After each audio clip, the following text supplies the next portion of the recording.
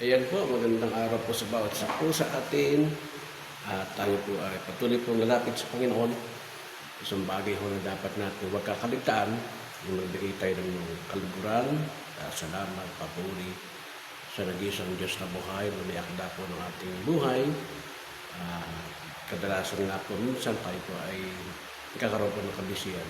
Ang 11:28 po ng Matthew ay magandang bagay na isang pangako at isang challenge po sa atin na hinihingi ito sa atin ng Panginoon. Tayo po lumapit po sa Kanya.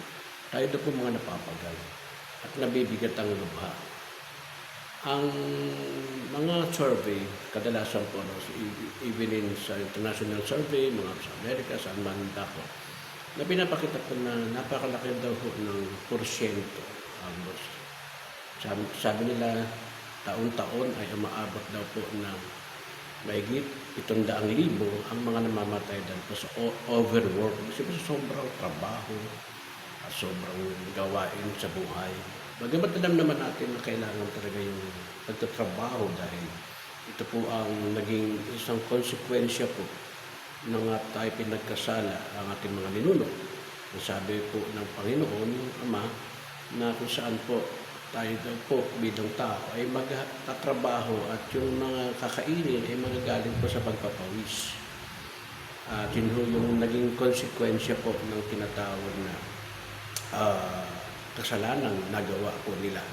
Dahil kasi po nung hindi pa sila nagkakasala, bagamat sila po yung mga nagtatrabaho, ibig sabihin may mga trabaho ibinigay po sa kanila ang Panginoon, pangunahan, pamahalaan, ang nilikha ho ng Diyos, yung lupa, yung pagtatanim, marahil, yung mga pag-aalaga ng kahayupan, ay talagang makita natin na ang Diyos po ang nagbigay kapamahalaan sa tao para magtrabaho.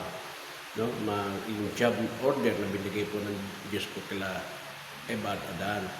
Pero ganun pa man po mga kapatid, ay nakita natin dito na pagdating ho ng tinatawag na nagkasala po sila, ay nagkaroon na po ng kakaiba. Medyo nagkaroon po ng tinatawag na limitasyon po ang lakas po nila at yung kanila pong joy, no, yung kaligtasan. Kaya makita natin, sabi ni David, na wag aalisin ang pagkakaroon po ng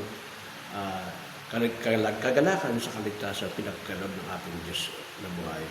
Kaya naman mga kapatid, ang trabaho ay hindi naman po sadyang problema o sadyang masama. Kaya nga lang kuminsan po may mga pagkataon sa overwork po natin, sa sobrang pagkatrabaho po natin, ay nagkakaroon po tayong tinatawag na kapagalan. Kaya naman po, mayroon po binibigay ang Diyos sa atin na antidote dito. Kaya nga po tayo, salamat sa bansa po natin sapagkat yung araw po ng linggo ay day off po sa mga nagtatrabaho. At marami pong mga tao talaga na naghahanap buhay at binibigyan ng kapahingahan po ng day off po ng mga kumpanya.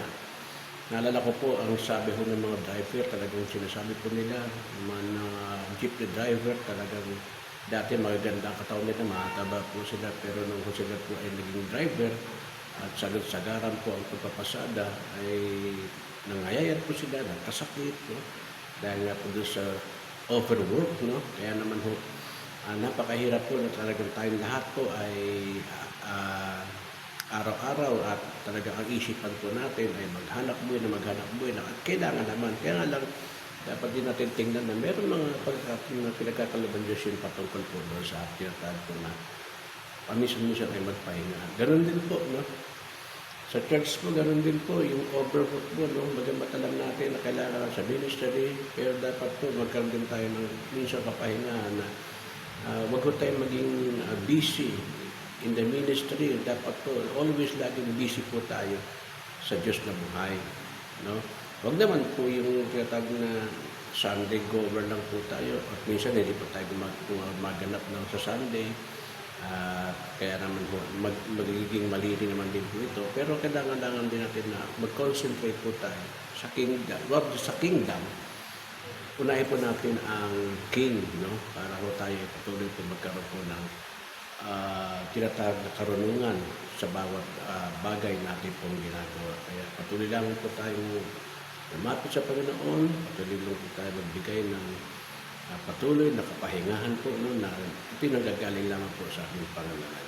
Diyos na buhay. Salamat po at magandang umaga.